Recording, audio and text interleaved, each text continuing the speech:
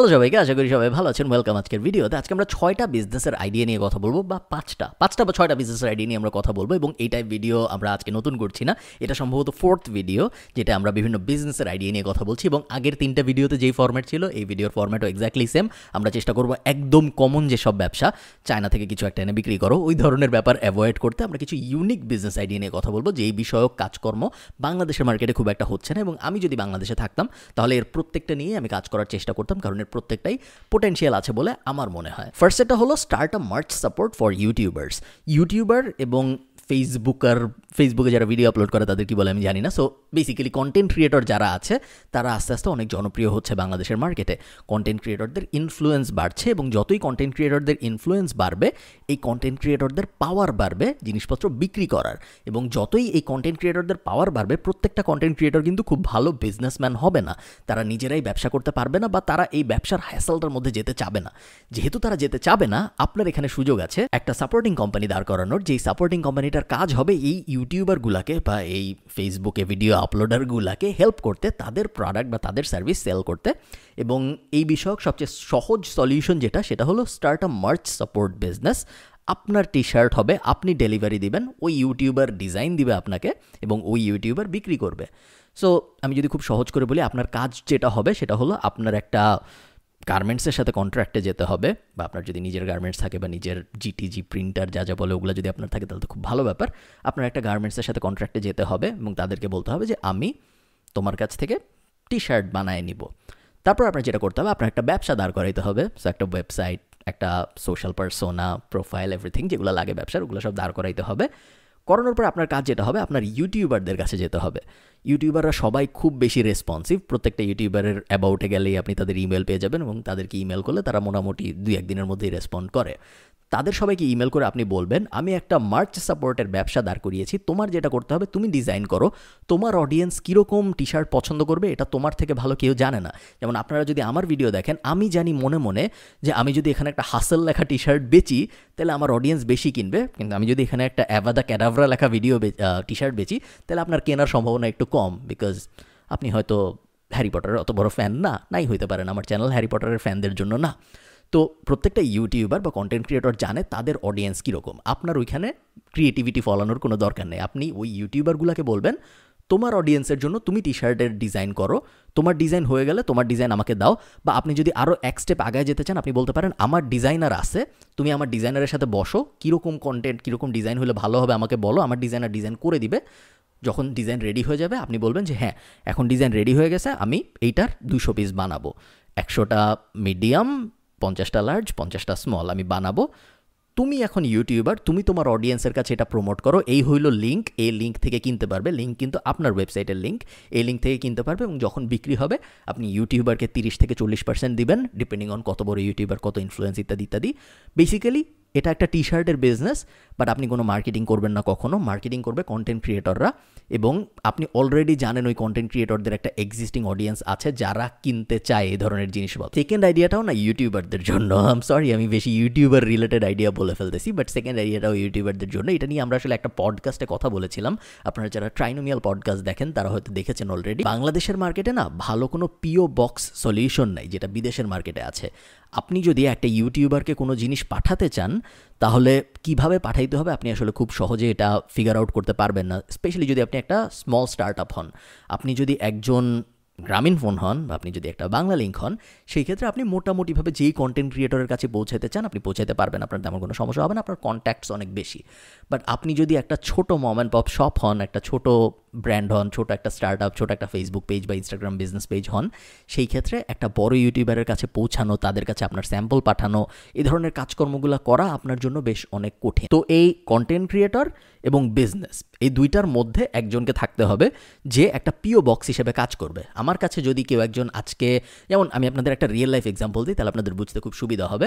আমাকে গত মাসে একজন নক করেছেন যে আমি আপনার অনেক বড় ফ্যান, আমি আপনারকে আম পাঠাইতে চাই, আমি রাজশাহীতে থাকি, আপনার কন্টেন্ট অনেক ভালো লাগে ইত্যাদি ইত্যাদি, আমি আপনাকে আম পাঠাইতে চাই, আপনার বাসার ঠিকানাটা দেন, আমি আম পাঠাবো। আমি এরকম কাউকে কোনোদিনও আমার ঠিকানা দিব না, যদিও আমার ভালো লেগেছে যে একজন আমাকে কিছু পাঠাইতে চায়, এরকম রিকোয়েস্ট প্রায়ই আসে, বাট আমি কখনো কাউকে আমার বাসার ঠিকানা দিই না, বিকজ আমার বাসার ঠিকানা আমি কাউকে কেন দিব, আমার দিতে ইচ্ছা করে না। তো এইরকম সিচুয়েশনে পিও বক্সের কনসেপ্টটা চলে আসে। আপনার কাজ হবে একটা মিডলম্যান হিসেবে কাজ করা। আপনার কাছে কোম্পানিরা জিনিসপত্র পাঠাবে, আপনি ইউটিউবারকে ডেলিভারি দিবেন তারপরে জিনিসপত্রগুলো। আপনার কাছে সব ইউটিউবারের কন্ট্যাক্ট ডিটেলস থাকবে, সবার বাসার অ্যাড্রেস আপনার কাছে থাকবে, সবার জন্য আপনার আলাদা আলাদা পিও বক্স টাইপ সলিউশন থাকবে। কোম্পানিরা আপনার কাছে জিনিস পাঠাবে, আপনি ইউটিউবারের কাছে জিনিস পৌঁছায় দিবেন। আপনি টাকাটা ইউটিউবারের কাছ থেকেও নিতে পারেন, ইউটিউবার আপনাকে প্রত্যেক মাসে 500, 1000, 2000 টাকা দিবে যাতে করে আপনি তাদের এই পরিবহনটা করে দেন, একটা সাবস্ক্রিপশন টাইপ ফি হবে। অথবা আপনি চাইলে এই টাকাটা কোম্পানির কাছ থেকেও নিতে পারেন। কোম্পানি আপনাকে বলবে যে অমুক ইউটিউবারের কাছে আমার জিনিসটা পৌঁছাইতে হবে, আপনি কোম্পানিকে বলবেন যে হ্যাঁ কোনো সমস্যা নেই, আমাকে 2000 টাকা দাও, তোমার জিনিস আমাকে পাঠিয়ে দাও, আমি মেক শিওর করবো আগামী 10 দিনের মধ্যে তোমার এই জিনিসটা তোমার পছন্দের ইউটিউবারের কাছে যেন পৌঁছায় যায়। আপনি যদি খুব গ্রিডি হন, খুব একটা খারাপ আইডিয়া না, আপনি দুই পক্ষ থেকেই টাকা নিতে পারেন। ইউটিউবারের কাছ থেকেও টাকা নিতে পারেন পোস্ট বক্স সার্ভিসটা দেওয়ার জন্য, কোম্পানির কাছ থেকেও টাকা নিতে পারেন যাতে করে ওই কোম্পানি যে ইউটিউবারের কাছে পৌঁছাতে চাচ্ছে তার কাছে তার প্রোডাক্টটা সে খুব সহজে পৌঁছাতে পারে।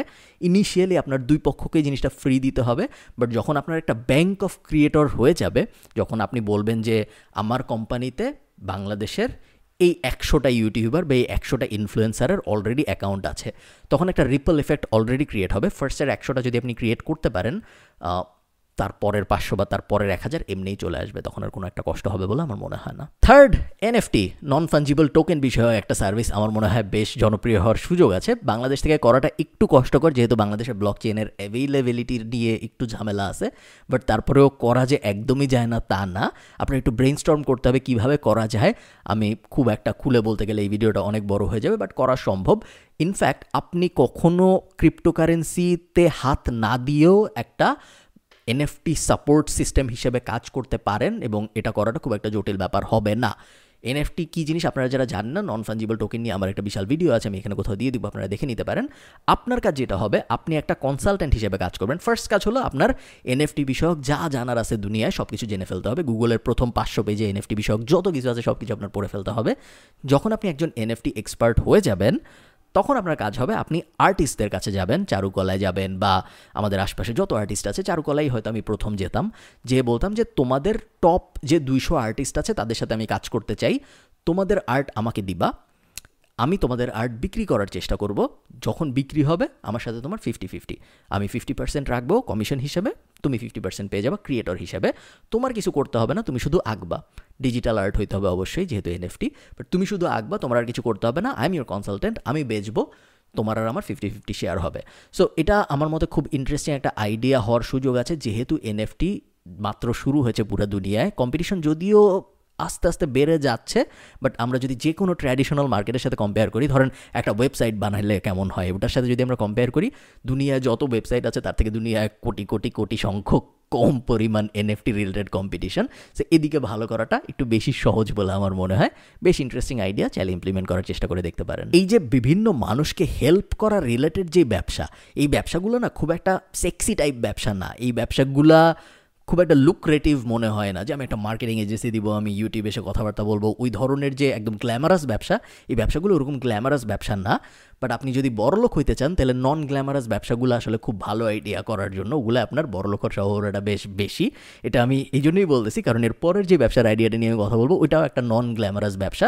এটা হলো, আপনারা যদি গিনেসের ওয়েবসাইটে যান, গিনেস ওয়ার্ল্ড রেকর্ডের, গিনেস বিআর না, ওয়ার্ল্ড রেকর্ডের ওয়েবসাইটে যদি আপনারা যান, আপনারা দেখতে পারবেন গিনেস ওয়ার্ল্ড রেকর্ড কীভাবে অ্যাচিভ করা যায় এই বিষয়ক ডিটেল গাইডলাইন ওখানে দেওয়া আছে। দুইভাবে গিনেস ওয়ার্ল্ড রেকর্ডের জন্য অ্যাপ্লাই করা যায়। আপনি চাইলে $5 দিতে পারেন, সেক্ষেত্রে 12 সপ্তাহের মধ্যে আপনাকে জানাবে যে আপনি যে রেকর্ডটা ভাঙতে চান ওটার জন্য আপনি এলিজিবল নাকি।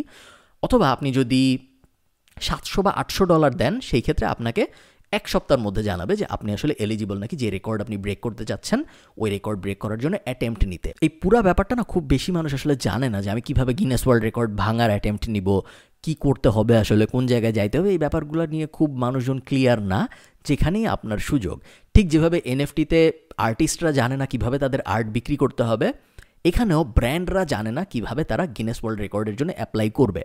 আপনি একজন গিনেস ওয়ার্ল্ড রেকর্ড স্পেশালিস্ট বা কনসালটেন্ট হিসেবে মাঝখানে থাকবেন, যার কাজ হবে গিনেস ওয়ার্ল্ড রেকর্ডে অ্যাপ্লিকেশন করার জন্য যা যা করা দরকার সব কিছু করতে ব্যবসাগুলোকে হেল্প করা। সো আপনি বিভিন্ন ব্র্যান্ডের কাছে যাবেন, ব্র্যান্ডের কাছে যেয়ে বলবেন তুমি সামনে অমুক দিবস আসছে, এই দিবস উপলক্ষে তুমি এই রেকর্ডটা ভাঙার চেষ্টা করলে কেমন হয়, আমার মনে হয় এই রেকর্ডটা ভাঙার চেষ্টা করলে ওটা খুব সুন্দর একটা মার্কেটিং প্লে হওয়ার সুযোগ আছে।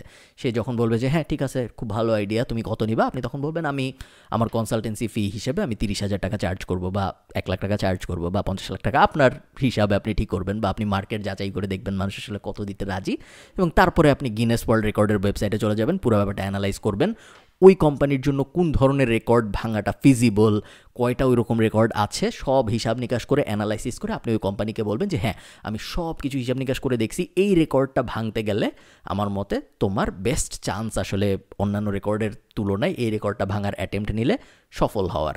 বুঝতে পারছি আমি নিশ্চয়ই আমি কি বলতেছি। এই ধরনের B2B টাইপ সার্ভিসগুলো না, আমি জানি ভিডিও অনেক বড় হয়ে যাচ্ছে, আমি চেষ্টা করছি ছোটো করে আনার। এই যে B2B টাইপ ব্যাপার, যে একটা বিজনেসের জন্য আমি একটা মিডলম্যান হিসেবে কাজ করব যেন তাদের গিনেস ওয়ার্ল্ড রেকর্ডে অ্যাচিভ করতে হেল্প করা যায়, বা একটা আর্টিস্টের জন্য আমি একটা মিডলম্যান হিসেবে কাজ করব যেন তাদের আর্টকে আমি NFT হিসেবে বিক্রি করতে পারি, বা আমি একটা ইউটিউবারের জন্য একটা PO বক্স বা একটা মার্চ সাপোর্ট হিসেবে কাজ করব যেন ওই ইউটিউবারের যে জিনিসপত্রগুলো ওরা বিক্রি করবে ওদের বিক্রির পুরো ব্যাপারটা আমি ফ্যাসিলিটেট করতে পারি।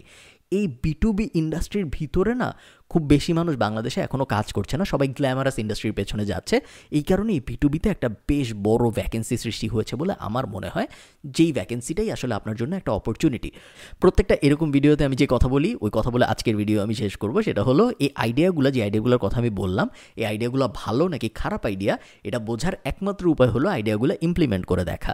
যদি আপনি ইমপ্লিমেন্ট করে না দেখেন তাহলে কোনো বিজনেস এক্সপার্ট কুতুব নাই যে আপনাকে এসে বলতে পারবে যে হ্যাঁ এই আইডিয়াটা আসলে ভালো আইডিয়া ভার্সেস এই আইডিয়াটা আসলে খারাপ আইডিয়া। আমরা অনেক দেখেছি, আমরা রেগুলারলি দেখি যে আইডিয়াটা একদম খারাপ মনে হয় ওই আইডিয়ার উপরে একটা $1 মিলিয়ন ব্যবসা দাঁড়ায় যায়, আবার যে আইডিয়া মনে হয় এর থেকে ভালো আইডিয়া পৃথিবীতে কেউ কখনো কোনো দিন শুনে নাই, ওই আইডিয়া নিয়ে ব্যবসা দাঁড় করানোর পর দেখা যায় যে ওই ব্যবসার কোনো আসলে ভাত নাই। সো আপনার ক্ষেত্রে বেস্ট উপায় হবে আশপাশের মানুষের কথা না শুনে নিজে রিসার্চ করে এই আইডিয়াগুলোর মধ্যে থেকে কোনোটা যদি আপনার ভালো লাগে, খুব বেশি গবেষণায় আসলে না যেয়ে ওই আইডিয়াটা অ্যাকচুয়ালি ছোটো করে হলে ইমপ্লিমেন্ট করে দেখা। ইমপ্লিমেন্ট করলেই আপনি বুঝে যাবেন যে ওই আইডিয়া ট্র্যাকশন পাচ্ছে নাকি। যদি পায় সেই ক্ষেত্রে আপনি ওটার উপর আরও বিল্ড করতে পারবেন, যদি না পায় সেই ক্ষেত্রে আপনি 7 দিনের মধ্যে জেনে যাবেন যে এই আইডিয়াটা আসলে তেমন কাজ করতেছে না, then you move on to the next idea, কোনো সমস্যা নেই। ভালো থাকেন সবাই, সবার সাথে আমার দেখা হবে পরের কোনো একটা ভিডিওতে। এই ভিডিও ভালো লাগলে নিচে অবশ্যই লাইক দিয়ে যাবেন, এবং এই বিষয়ক আমার আরও 3টা ভিডিও আছে, ওই 3টার লিঙ্ক আমি আশপাশে কোথাও দিয়ে দিব, চেষ্টা করবেন ওগুলোও দেখার, তাহলে আপনি আরও অনেকগুলো বিজনেসের আইডিয়া পেয়ে যাবেন। ভালো থাকেন, টাটা।